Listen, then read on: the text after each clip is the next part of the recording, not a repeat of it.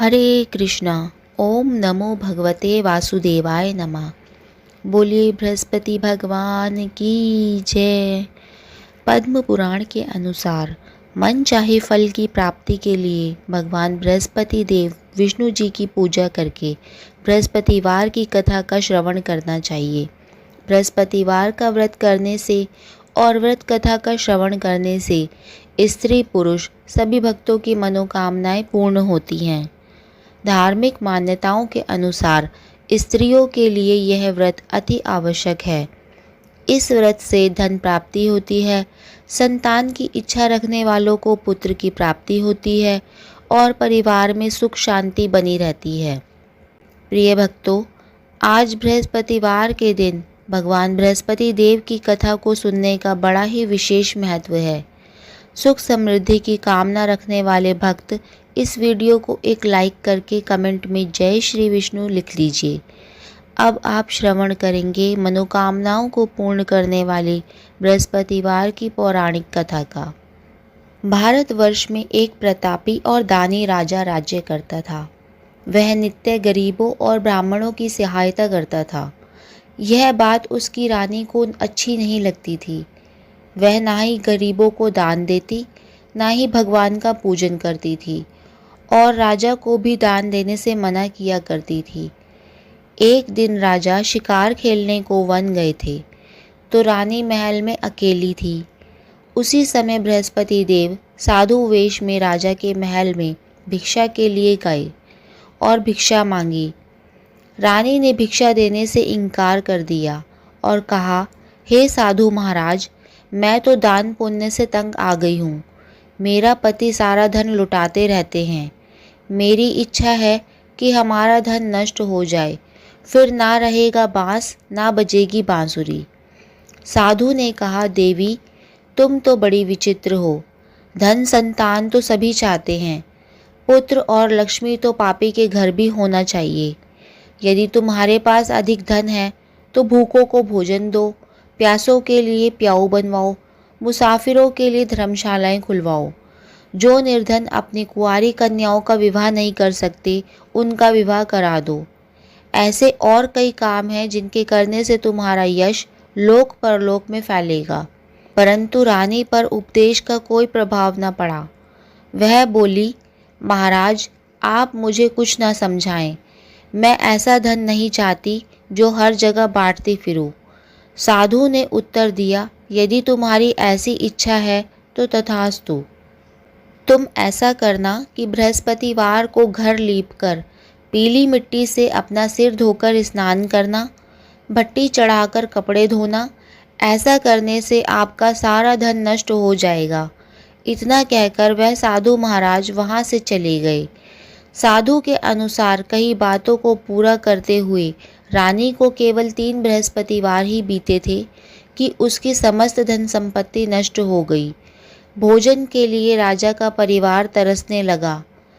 तब एक दिन राजा ने रानी से बोला कि हे रानी, तुम यहीं रहो, मैं दूसरे देश को जाता हूँ, क्योंकि यहाँ पर सभी लोग मुझे जानते हैं, इसीलिए मैं कोई छोटा कार्य नहीं कर सकता।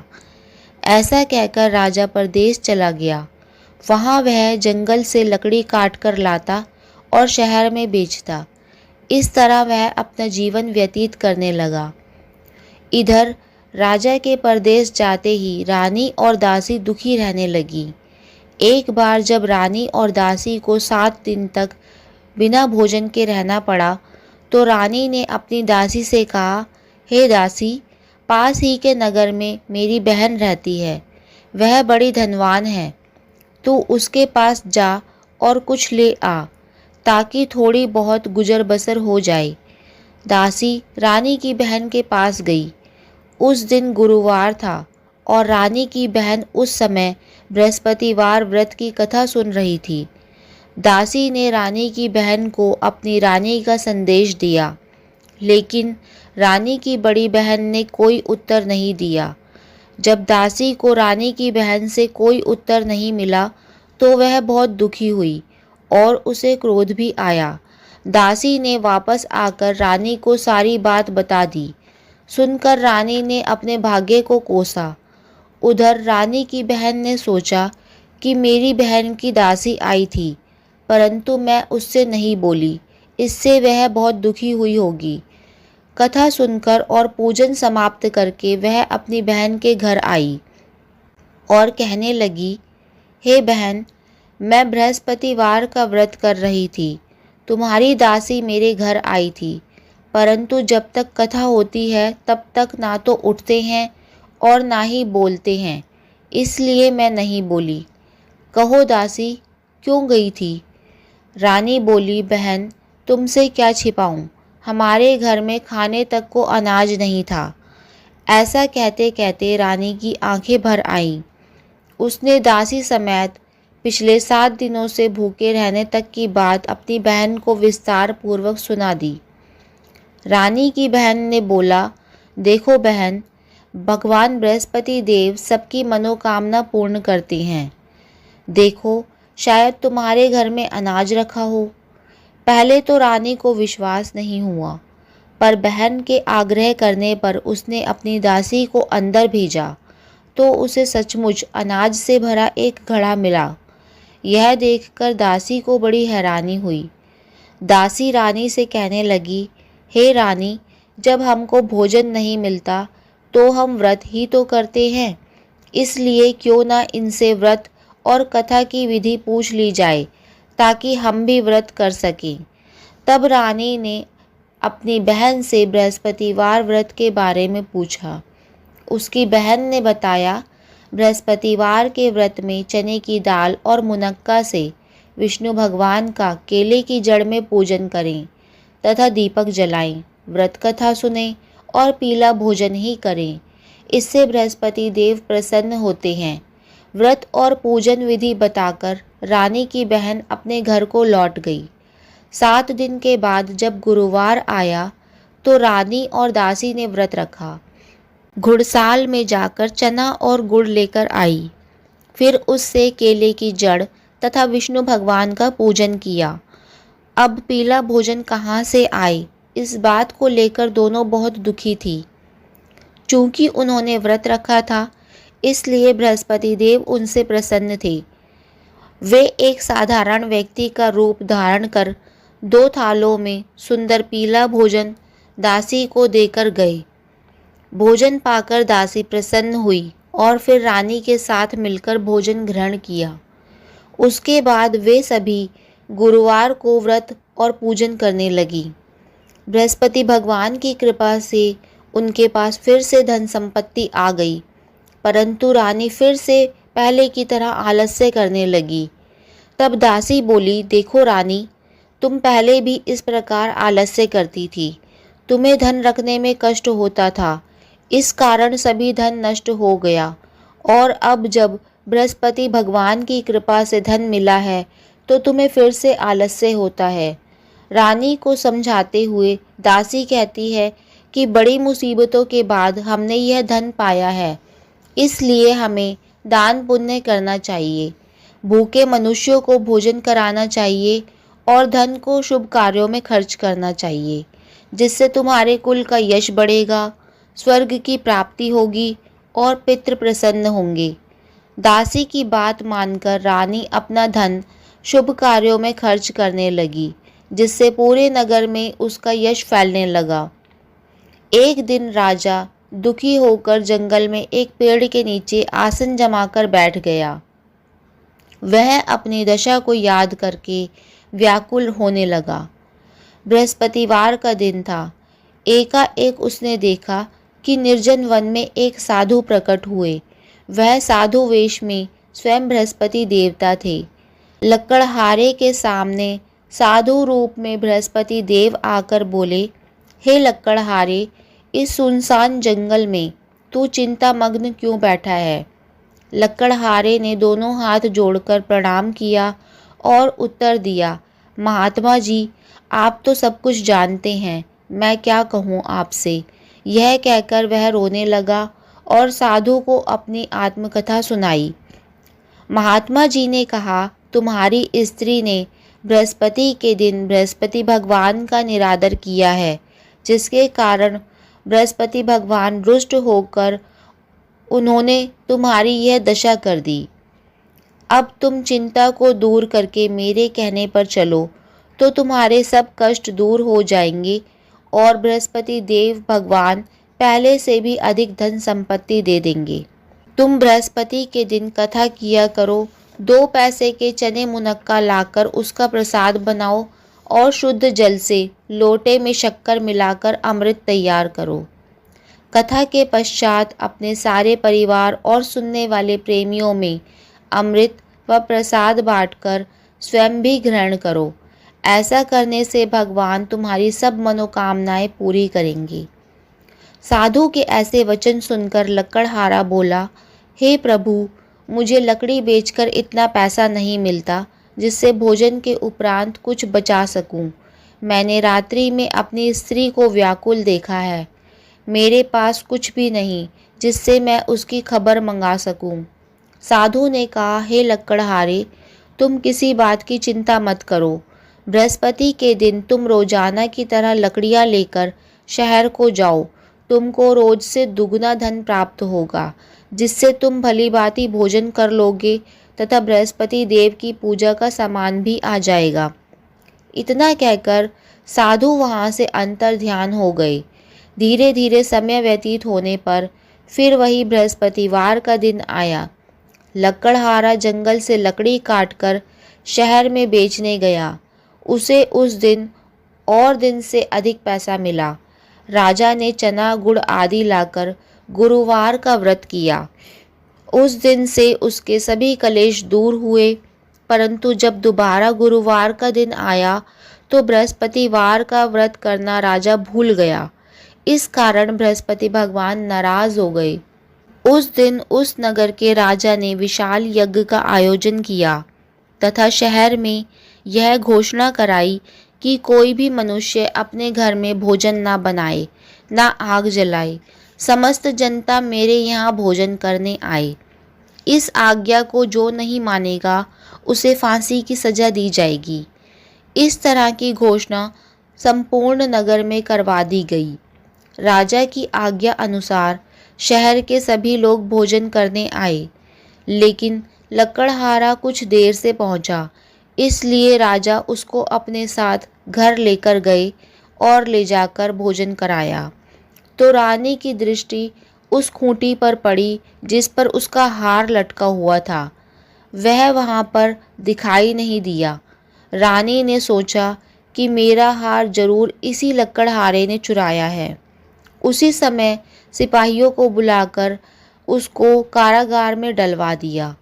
जब लकड़हारा कारागार में पड़ गया और बहुत दुखी होकर विचार करने लगा कि ना जाने कौन से पूर्व जन्म के कर्म से मुझे यह दुख प्राप्त हुआ है, और उसी साधु को याद करने लगा जो कि जंगल में मिला था। उसी समय तत्काल बृहस्पति देव साधु के रूप में प्रकट हुए और उसकी दशा को देखकर कहने लगे, अरे मूर्ख, तूने बृहस्पति देव की कथा नहीं करी, इस कारण तुझे दुख प्राप्त हुआ है। अब चिंता मत कर। बृहस्पतिवार के दिन कारागार के दरवाजे पर 4 पैसे पड़े मिलेंगे। उनसे तू बृहस्पति देव की पूजा करना, तेरे सभी कष्ट दूर हो जाएंगे। बृहस्पतिवार के दिन उसे 4 पैसे पड़े मिले। लकड़हारे ने कथा कही। उसी रात्रि को बृहस्पति देव ने उस नगर के राजा को स्वप्न में कहा, हे राजा, तुमने जिस आदमी को कारागार में बंद कर दिया है वह निर्दोष है। वह राजा है, उसे छोड़ देना। रानी का हार उसी खूंटी पर लटका है। अगर तू ऐसा नहीं करेगा तो मैं तेरे राज्य को नष्ट कर दूंगा।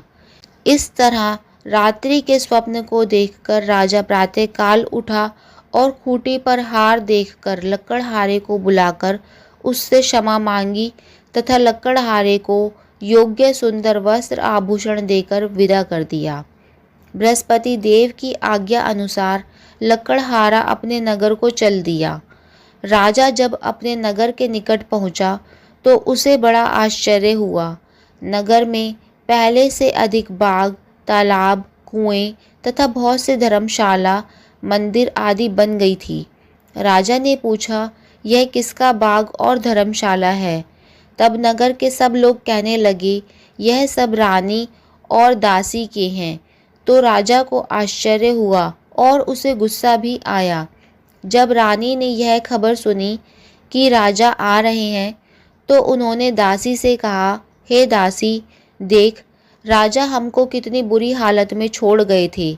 हमारी ऐसी हालत देखकर वह लौट न जाएं, इसलिए तू दरवाजे पर खड़ी हो जा। आज्ञा के अनुसार दासी दरवाजे पर खड़ी हो गई।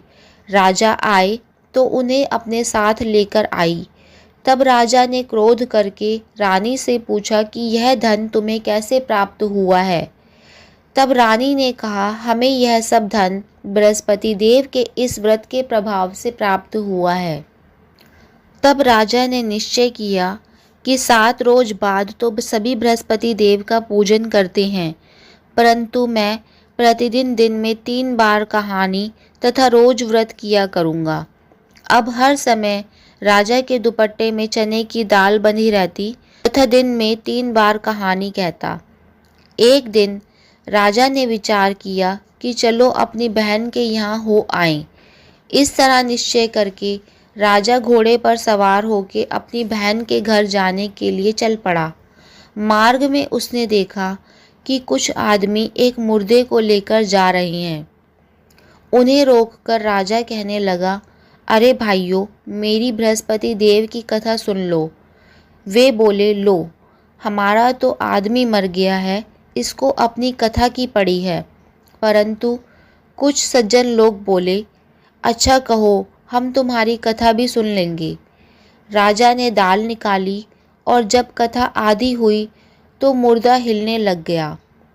जब कथा समाप्त हो गई तो राम राम कह के मुर्दा उठ के खड़ा हो गया। आगे मार्ग में उसे एक किसान खेत में हल चलाता मिला। राजा ने उसे देखा और उससे बोला, अरे भैया, तुम मेरी बृहस्पतिवार की कथा सुन लो। किसान बोला, जब तक मैं तेरी कथा सुनूंगा तब तक 4 हरैया जोत लूँगा। जा अपनी कथा किसी और को सुनाना। इस तरह राजा आगे चलने लगा।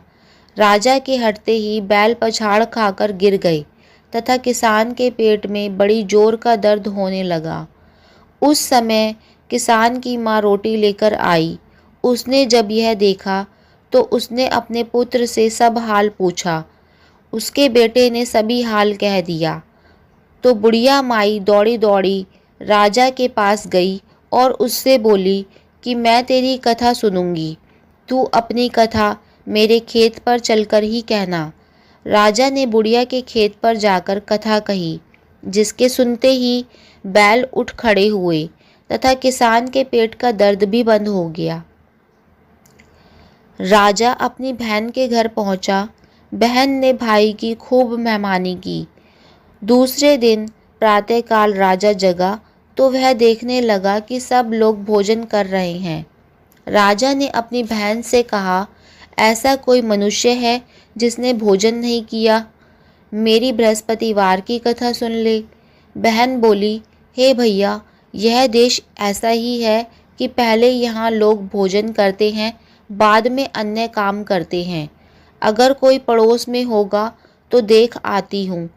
वह ऐसा कहकर चली गई, परंतु उसे कोई ऐसा व्यक्ति नहीं मिला जिसने भोजन ना किया हो। अतः वह एक कुम्हार के घर गई जिसका लड़का बीमार था। उसे मालूम हुआ कि उनके यहाँ 3 रोज से किसी ने भोजन नहीं किया है।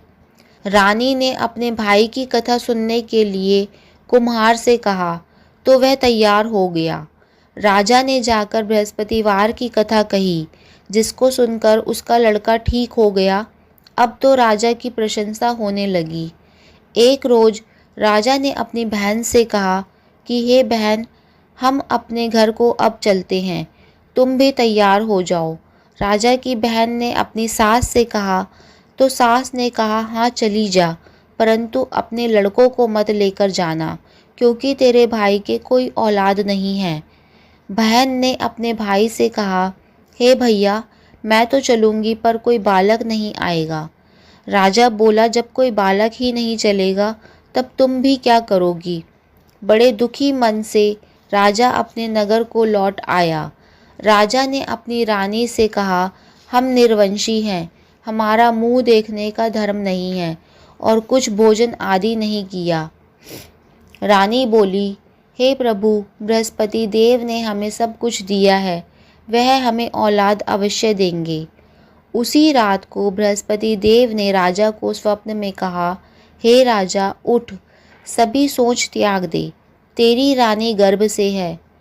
बृहस्पति देव की यह बात सुनकर राजा को बहुत खुशी हुई।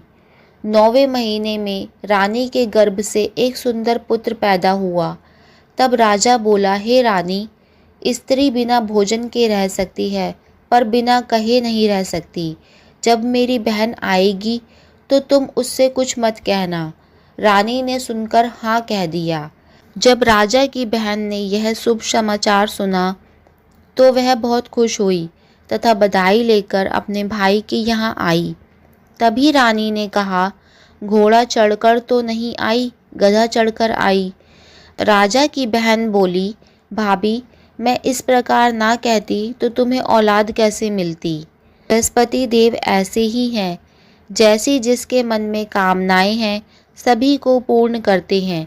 जो सद्भावना पूर्वक बृहस्पतिवार का व्रत करता है एवं कथा पढ़ता है या सुनता है और दूसरों को सुनाता है, बृहस्पति देव उसकी सभी मनोकामनाएं पूर्ण करते हैं। बोलिए बृहस्पति भगवान की जय। तो ये थी आज की कथा। अगर आप हमारे चैनल पर नए हैं और अभी तक चैनल को सब्सक्राइब नहीं किया तो अभी सब्सक्राइब कर लीजिए और साथ ही बेल आइकन पर भी क्लिक कर दीजिए ताकि आने वाली नई नई कथाओं की जानकारी आपको सबसे पहले मिल सके। वीडियो को आखिर तक देखने के लिए आप सभी का धन्यवाद। अब मिलते हैं नेक्स्ट वीडियो में।